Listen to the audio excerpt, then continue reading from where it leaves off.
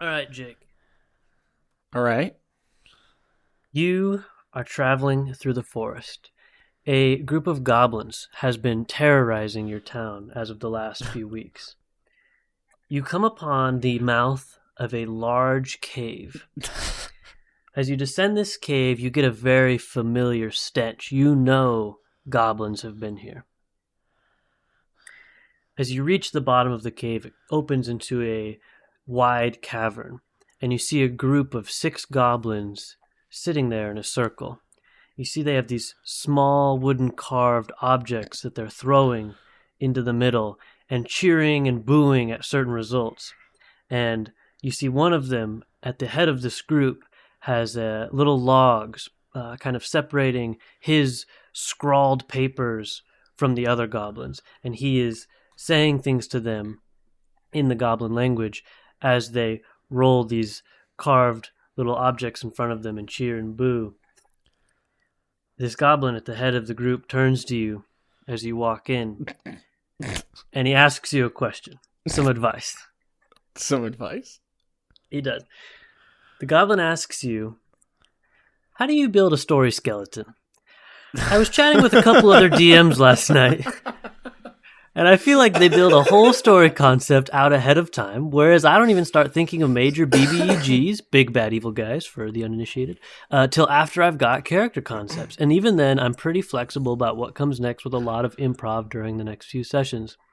I wanted to talk about DM prep, campaign prep, getting ready to run a campaign, because I had a feeling that you and I have very different processes for what that looks like. So what is your process? Walk me through it.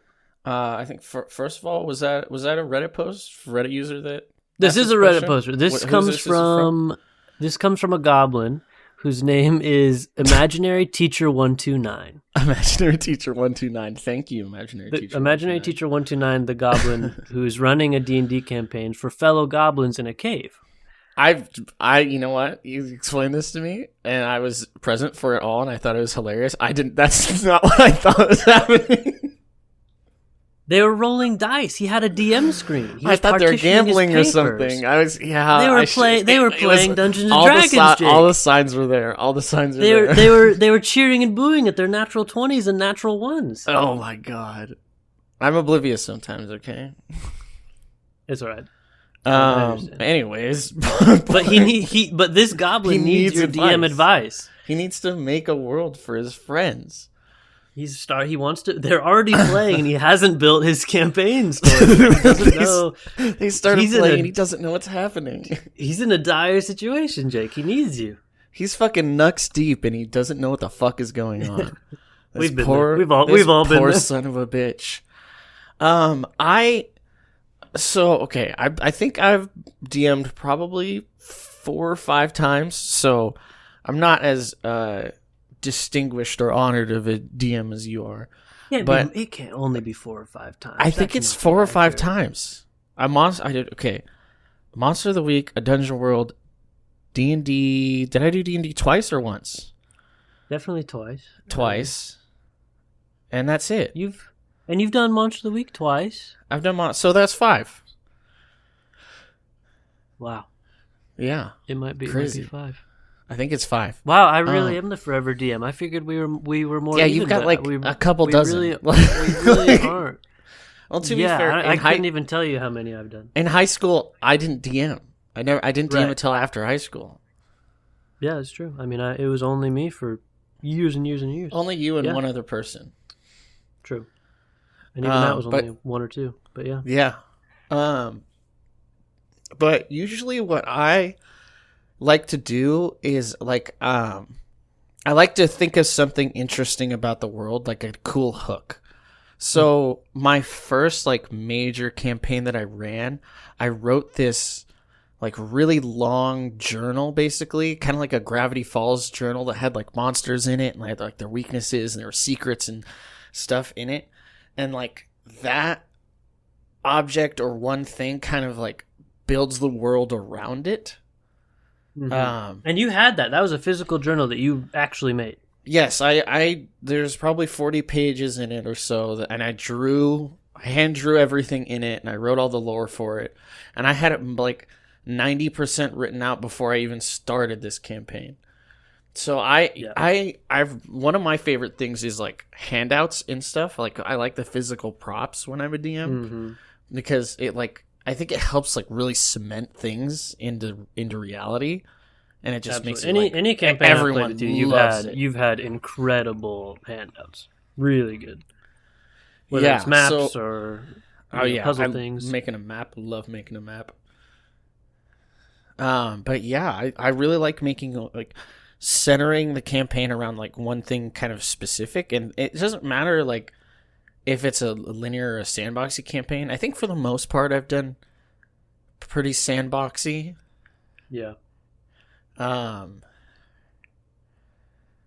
guess there's one kind of linear one, but like there's the hook. The hook is the important thing for me because that's what I have to like. That is the rest of the campaign that I think about, right? How does this hook play into whatever? What is that journal? It's like it's the center of the universe a little bit. Yeah, and then everything kind of builds around it. So the last D&D one that I ran, kind of the hook for the world was each city. The cities were like a combined hook. And there's a lot of plot that focused around like each city, and each city, if you remember, each city was like they had like a niche that they fulfilled in the world, right? And that kind of like set up the world. Was like you knew you were gonna go back and forth between all these cities to find like a cult, basically hunt down a cult. So I know that if I have that hook, I can make other little things around it and then do like mostly improvising. But other than that, like I don't like other than like the handouts, I don't do a ton of prep. Yeah. Which that is definitely the scale. There's definitely like some people that before a session have a ton of prep work. They know exactly how they want the session to go. And then there's people who are flying by the seat of their pants, total improv. And both can be good. I mean, you're going to have to do a little bit of both, always. But, I mean, I think you can be a very, very, very good DM either way. I wouldn't recommend one or the other. I think whatever is the most fun for you, whatever eases your anxiety the most, if it makes you more comfortable to have like a very solid outline for, how you want a session to go, who they're going to talk to, where they're going to go, and have it all fleshed out. Do it, ease your anxiety, make the session more fun for yourself. You're always going to have to improv stuff no matter what happens. But, or if that sounds stressful to you, if doing that prep is more stressful, then be ready to just go in there and just feel it out and improv it, and some people are very good at that. A couple of my campaigns have been basically improv, like it happens for sure. I remember when I first started, I started on a Monster of the Week, and I tried to just prep every single situation that could have happened. It took me fucking hours, and it was absolutely useless because there's no goddamn way I could have ever thought about what they would have done. Yeah, so and you're always wrong.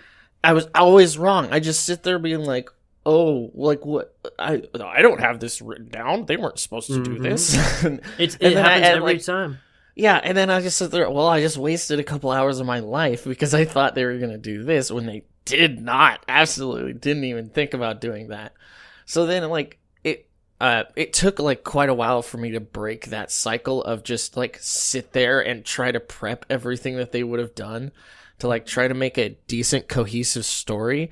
And at the end of the day, even when they did do kind of what I wanted them to or what I thought they would have done, I think it was worse than when they just did the shit that I didn't think of. It was way more fun when they did the weird shit that they wanted to. Right. I mean, yeah, players are always gonna have more fun when they feel like they're really driving the train, And it always happens. You always prep. It's like, okay, last session they figured out that the evil orb of darkness is in this city, and so clearly that's the only way to go. and then you'll start the session. You'll have that whole city prepped and all the enemies and bosses and treasure and the story. And then the session starts and the players are like, you know, that one city you mentioned like 3 months ago, we want to go there. And you're like, what? You have nothing written down for that city. You don't even like remember the name. Like it happens every time. And so you'll definitely have to do both.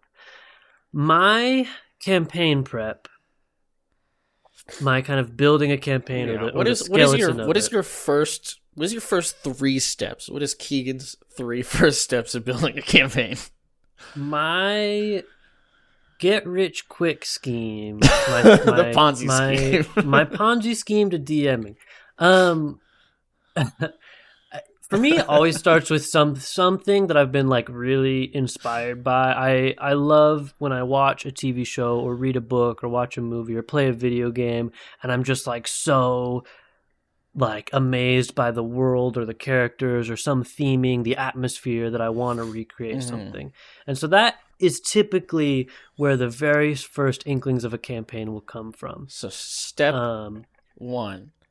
Step 1 is the spark of inspiration, the catalyst, and then I typically start with atmosphere and vibe because we've played quite a few different systems at this point, and I the first thing typically I have to find out is which system I actually want to use, be it, you know, D&D 5th edition, Dungeon World, Monster of the Week, Call of Cthulhu.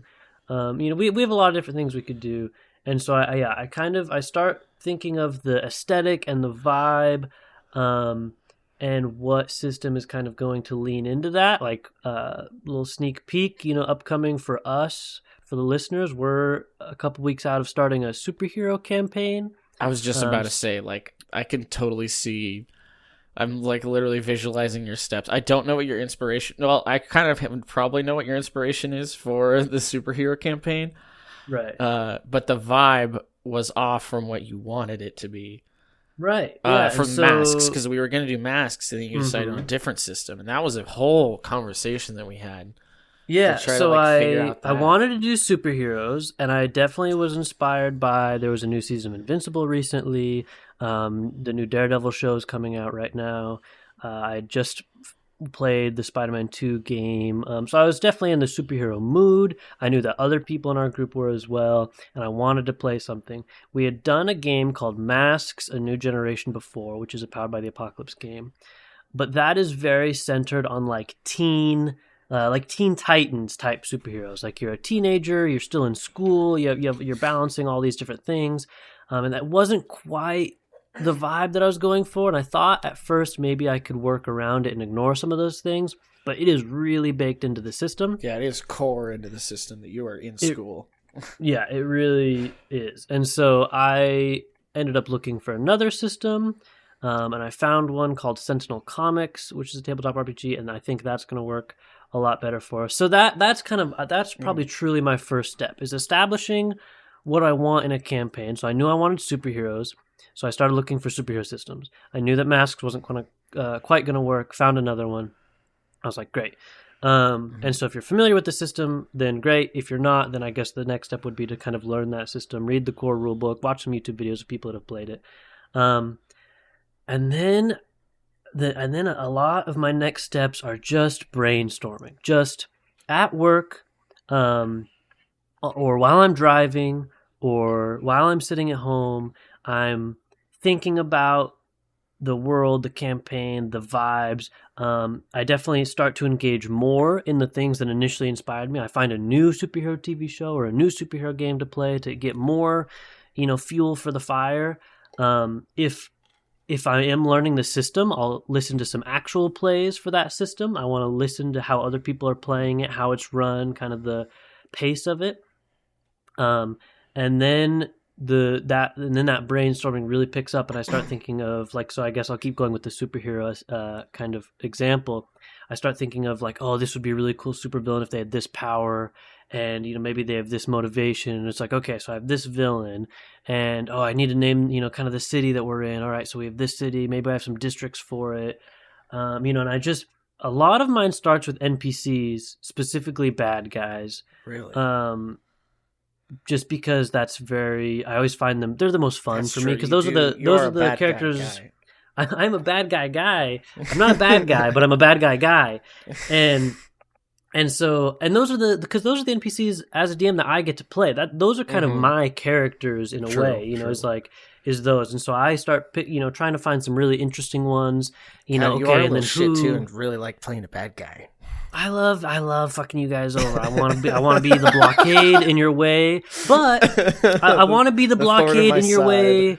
Yeah, I want to be the thorn in your side to success though. Like I want you guys to win and be awesome and have fun, but I have to throw a little roadblock in there first for you guys to smash through, and then you get to the end of the finish line. But yeah, so I start building up these bad guys. Who works for them? What are their motives? What are they doing in the world? Do they want money, power, control? You know, what's their deals? You know, do they? And that's kind of as far as I'll go for that. And then I'll start working on some NPCs that will kind of align with the party. You know, maybe there's some people that are, you know, for superheroes. This was some other superheroes that exist, right? Some NPC superheroes that are good guys. And then, you know, I guess bouncing to more of a Dungeons and Dragons example, you're going to need some townspeople, some mayors, some guilds of different types, things like that. The true NPCs that your players will be interacting with, that will be building the world. So you start, I guess this is a process for a totally homebrew campaign, because this is what I do the most. I guess sidestepping a little bit, if you're running from a module, if you have like a D&D book that you're running or any other systems like adventure book, then I would read through that as much as you can. I would fully read the first couple chapters before you start to really get a vibe. You know, I don't always expect people to read through the entire thing, you know, in one go. I think be very, very familiar with the first couple chapters, maybe skim the rest so you have at least a pretty good idea of the trajectory of the adventure. And then, you know, as your players start to progress through the campaign and you're running it, always try to be a chapter or two ahead of them, just in case in a session they start making a lot of progress or something. Be really familiar with at least the chapter they're in, maybe the next one, maybe even the one after that. Yeah, when I ran Waterdeep, that was basically what I did. I was always one chapter ahead of you guys in my reading. Right. Getting back to the I guess the kind of homebrew track I was on. Yeah, you're building all your NPCs, you're building your businesses, your governments, you know, whether that's fantasy or modern or whatever it is, for the players to interact with. And then I kind of start building the story through that. So I know that I have a bad guy that's doing this, and I know that I will have allies to the party that are doing this. And so what is the progression of that? What does the bad guy do? You know, what does he trigger? Okay, he does this and this triggers some event. You know, how are the players going to be invested in that, and combat that and kind of start moving in that direction? And it's tough because you can't always know until the players have created their player characters. You know, you don't know what their motivations are going to be, what their backstory is, you know, kind of how they're going to lean into the story. Yes. And so I highly recommend, if you're worried about that, to do a session 0. Yes. I want to make an amendment. I want to append mine. Okay. Because I like for the last time I ran Dungeon World, sustained. You would second the motion normally, not sustain. I guess that's fair. An amendment would be it's not an objection. Yeah. But I make you're such a fucker. I would make my hook. I'd like flesh out some things about the world, like maybe a city or two, kind of the general vibe, and then I would not do like a lot of my planning until I have a session 0, because like the last time I ran a campaign, I had a list of questions that I asked you guys, and you guys made up some way cooler shit than I would have ever thought of. Yeah, that's fantastic and it was tip. It was so collaborative. It felt so good. And anytime you guys saw that thing that you came up with happen in the game, it like I could tell that like everyone is so much more hooked just because they're like, oh my god, that thing that I said is there. Yeah, if you are still in the world building process and you're planning on having a session 0, I absolutely recommend that, is write down some world building questions, some things that you haven't fleshed out yet. You know, maybe you have a city that you're not really sure what goes on there yet, or maybe there's a an enemy that you don't know much about yet, ask some questions to your players. What happens in this city, and I still have give them some time. I still have my list of questions, Mm-hmm. and I look at it sometimes. Yeah, and yeah, like you said, it's so much more interesting because your players will always come up with some crazy cool thing. But yeah, so a session 0, and for someone that's not familiar, a session 0 is a session where you are building your characters. You don't necessarily plan on playing the game yet. You could, but you don't. It's not necessarily the plan. You're going to build your characters. Kind of go over the system that you're playing, especially if your players aren't familiar with the system. Go over some rules, how it works, build your characters, give a little bit of backstory maybe. And then as a DM, I like to always go over some kind of expectations. This is the game I'm running. These are kind of the themes and the vibes, so kind of build your characters around that.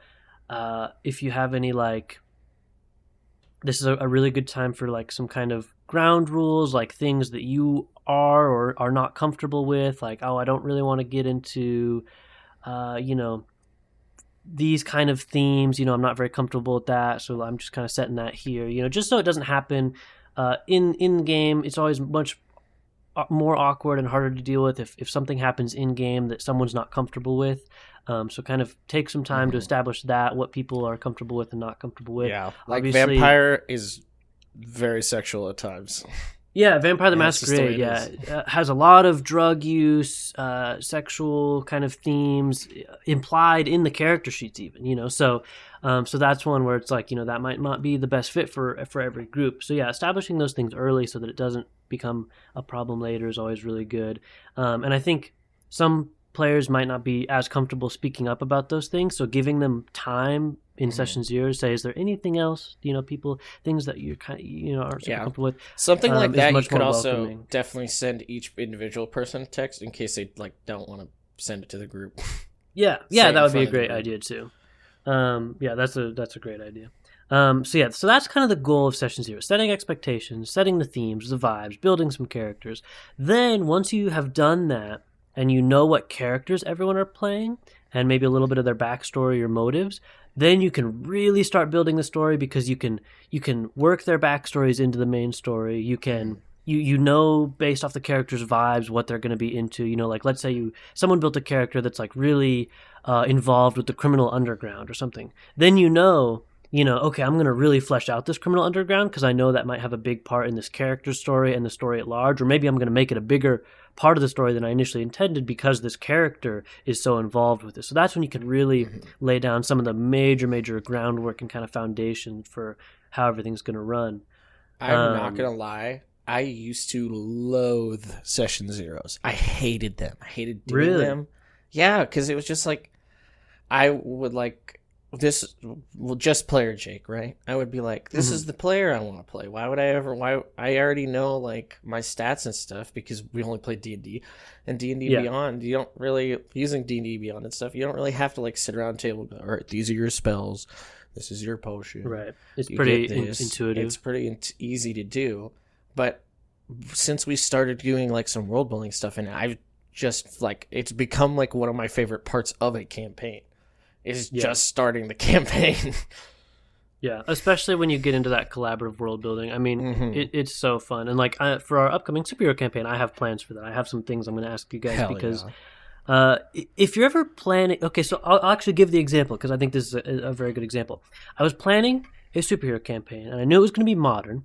Obviously, the city that I had based it in was New York City adjacent, right? That's where all the superheroes are. It's the classic thing, Gotham, Metro City, any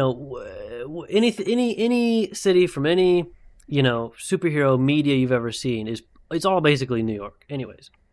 And I couldn't decide if I just wanted to call it New York City, just call a spade and say you guys are in New York City, and then I can just use the New York City things like Times Square or Central Park or Harlem or the financial district. I can just use those in the campaign as reference points. You guys will understand them innately, if you have any knowledge of New York, or it's something that's very easy to bring up visual references for or something.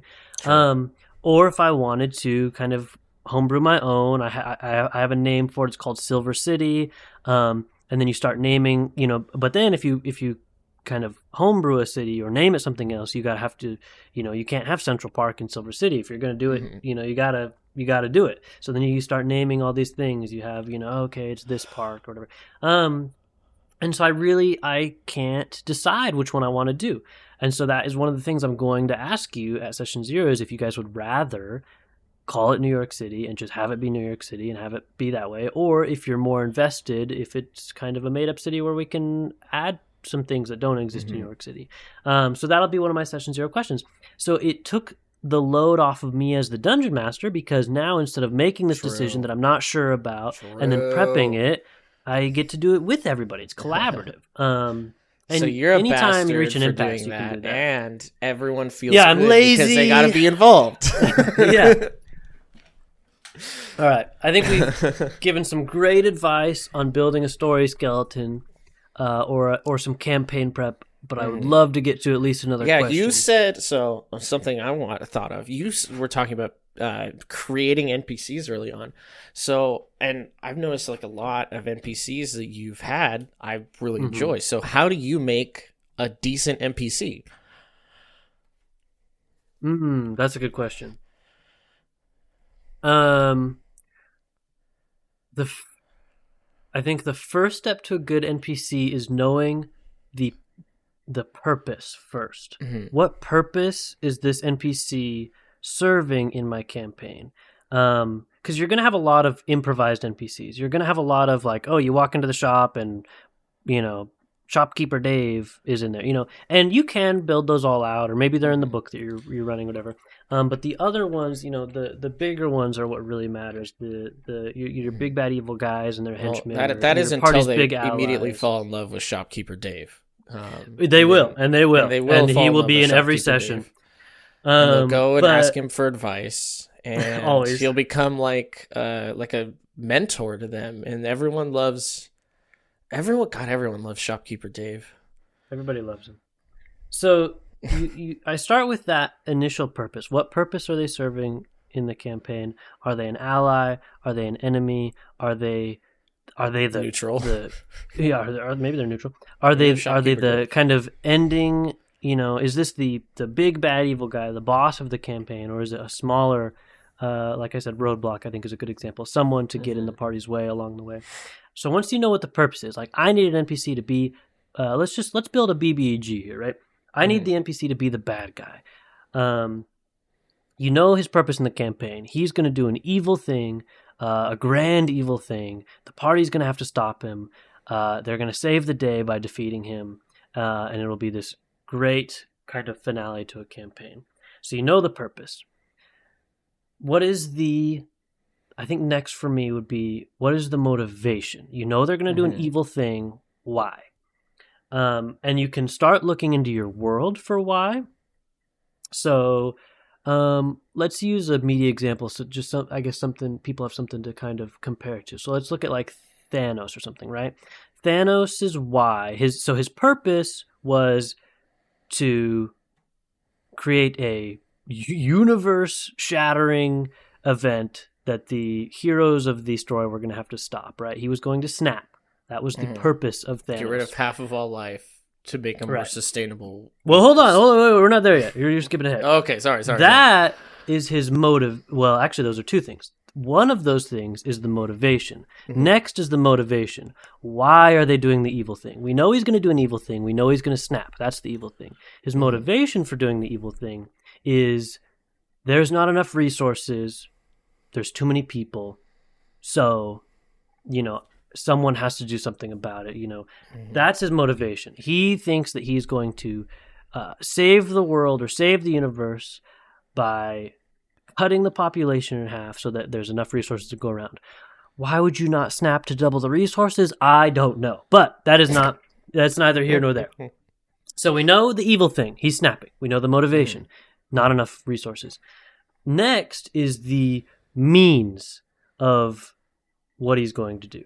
And for Thanos, his means were he was going to gather the Infinity Stones and put them in the Infinity Gauntlet, which would give him immense power so that he could snap, fulfilling his motivation, right? And that's and you're kind of there, right? So let's make one now. Let's make a fictional one to kind of put that in perspective. We are going to make a. Oh, okay. This is tougher. I've put myself on the spot. What kind of BBG are you looking for? Right. What is the purpose? Like he's going to do an evil thing. We know that. He's got a cult. He's going to. Well, hold on. We gotta follow our steps. We gotta summon our steps. His purpose is to summon an Eldritch God. Is to summon an Eldritch God. I like that. His motivation. Why would he summon an Eldritch God? Because the Eldritch God. No. Because the Eldritch God is going to give him immense power, along with his cult, along with his followers, and they're going to purge those the people that he doesn't like, that don't align with him, that don't agree that he should have limitless power. His means to do that is that he must collect 3 ancient arcane tomes stashed within the deepest, most secret ruins and vaults of the continent. Okay? So now, I mean, this just builds into so many things, right? Now, we've got to establish where these 3 vaults are and where these arcane tomes are. And, this vault, now you're designing a dungeon for this vault, right? But we know he wants 3 of them so that he can summon the Eldritch God, so that he can have limitless power along with his cult, and him and his cult can rule the world by themselves. Excellent. And then the rest is kind of flavor. What does he look like?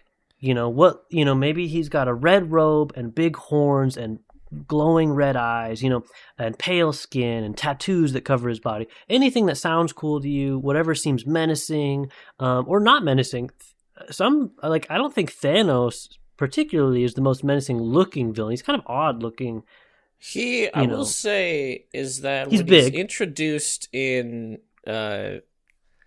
Infinity War, and he just kicks the shit out of the Hulk. That's a pretty good mood setting right there. Yeah, oh, for sure. But him being a giant purple guy, just it looks right. He's not like I'm just talking about unassuming aesthetic. That way, I guess. Yeah, that was an action that he did that really set the tone. You're right, but I just mean it's clearly aesthetic wise. If you're just looking at him, kind of an odd look. So that's kind of how you decide. Do you want this big bad evil guy to look evil?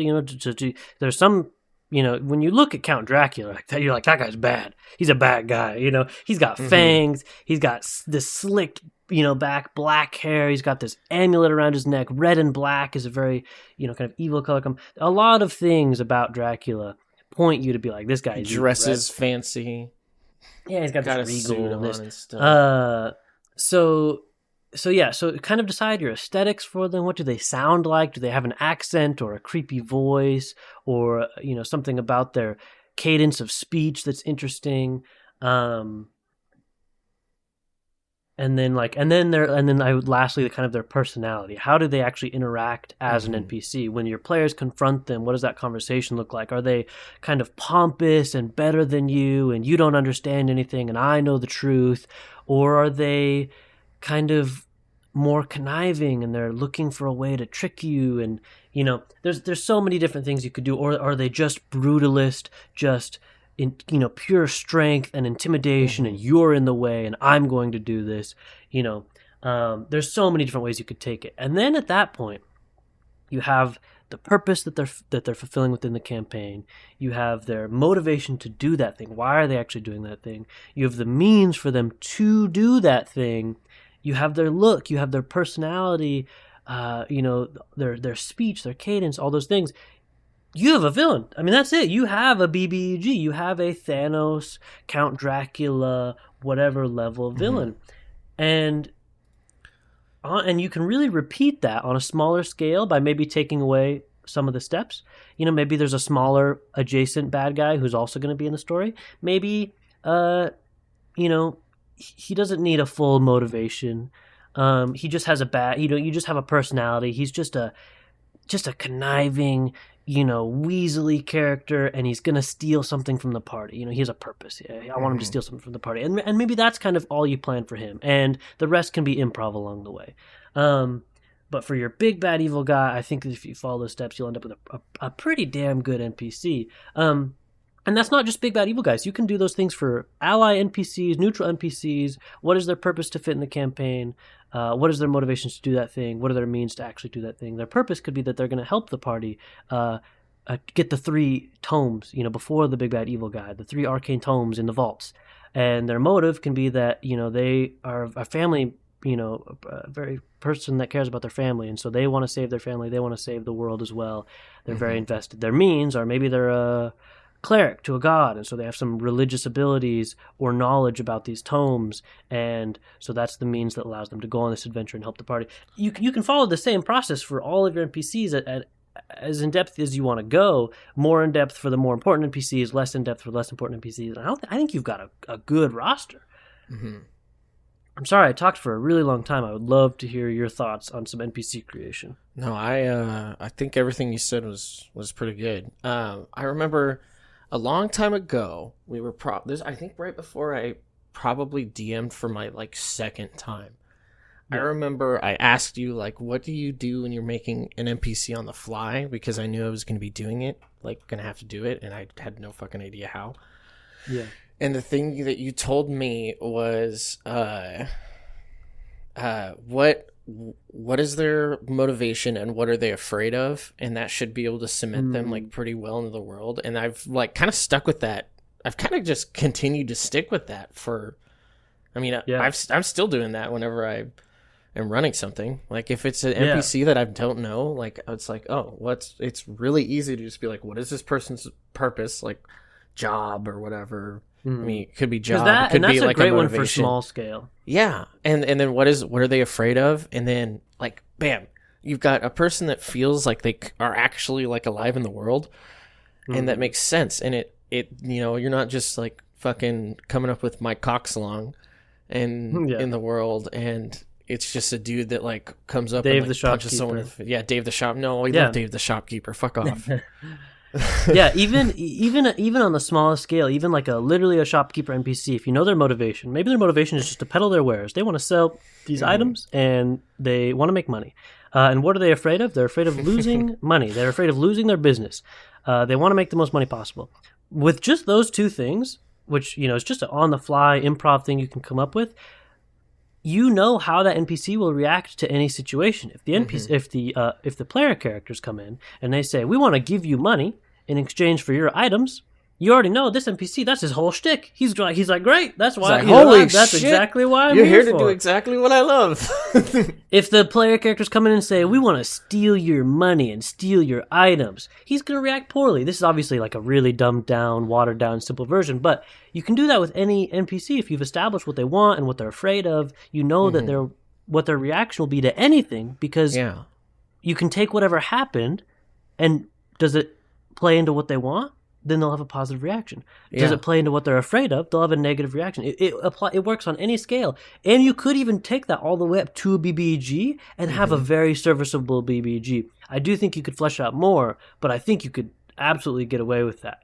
That's just that's the groundworks, right? Once you get the basics really nailed, that's when you can start really easily coming up with NPCs that the players love and actually care about. Yep. And absolutely take that feedback, right? Even if it's a silly NPC or a serious NPC, big or small, if your players really latch onto an NPC that they really like, maybe it's because they're funny, maybe it's because they're Dave the shopkeeper, or I remember in one of our campaigns I had a goblin named Knee Slapper that would just tell jokes and stuff, and you guys loved that little motherfucker. You loved him. And so regardless if you came up with it during improv or whatever, if your NPCs really or if your PCs, love an NPC, keep them around, make them a bigger part of the story. Maybe you didn't have a motivation for him before or backstory or anything, and maybe you can add one in between sessions now to get him more involved because your players loved him so much, Yeah, we've had some really fun NPCs show up. And we talked about doing an episode where we talk about some of our favorite player characters. We might also have to do a favorite talk about a favorite non-player characters. And as a DM, I have a lot of those. Yeah, you've got way more than I do. It'd be me running the player character show and you running the non-player character show. Oh, let's do that. You host the player character ones and pick some of your favorites of your own and other players you've played with, and then I'll host the non-player. Well, no, it's got to be the other way around. You host the player character one. Because I would be the contestant. Who's your favorite? I see. You can play the other side of it. Yeah, I love that. Yeah, that sounds super fun. wow, we're coming up on 40 minutes. I could do this forever. I could literally talk about this for the rest of my we life. we are creeping closer and closer to these episodes being an hour long. It very well may happen. I could talk about tabletop RPGs forever. This has been so fun. I'm enjoying this so much. This is episode 3, and I couldn't be happier about this. I love talking tabletop RPGs. I love spending some time with my buddy Jake, and I love that we have such different takes on things. We don't agree, and we're just best that's friends. very fun. And sometimes I say something that's stupid, and you hate me for maybe 30 seconds, and then we get over it. Yeah, that sounds like me. Yeah, no, I love that we have different takes because I don't want to just parrot the same thing to each other. Have this little echo chamber of be two tabletop guys RPG jerking stuff. each other off in a fucking podcast like every other There's enough goddamn of those. podcast. There's enough of those. Clearly, so that I think is going to wrap this episode up. Go back. I think episode 2 was very fantastic. If you haven't listened, we will have our email in the description. So take a look at that. Or you can actually leave a comment. I know that's a newer kind of feature on Spotify. Yeah, Spotify. I don't see a lot of people use that. I've literally never seen a comment on Spotify before. I've never either. So I'm very interested every to podcast see will how have one. Yeah, I'm very interested to see how that shows up. Yeah, so feel free to email us with the email or leave a comment with a question about tabletop RPGs, question about us, a funny tabletop RPG story, or maybe even a bad story where things went really wrong. We would love to share it and talk about it on here and maybe give a little bit of advice of maybe how we would have handled that. Pose us specifically questions. and more broad. That's all we're doing here is we're just answering That's all we're questions. doing. I would love if we got to a point where we were strictly doing viewer stuff and not just Reddit. I would love to just sit here and answer viewer questions because that makes me feel a lot more useful. Yeah, it's like people. Yeah, the people that are listening are actually listening because they want our advice. That's so cool. Rather than just giving it out. Yeah, we give it out. We give it out because we think we have good advice. Yeah, we don't. We're having fun. But yeah, so please email us or leave a comment. Check out our other podcast, the Northwood Project. That's more of a kind of passion project. It's a lot more labor intensive, so it's a much slower go, which is kind of why we started this. But it's a horror anthology. If you like Magnus Archives or anything like that, you'll love it. And I think that'll be it for us. We've been the Gelatinous Dudes. We'll see you next time. Bye. Bye.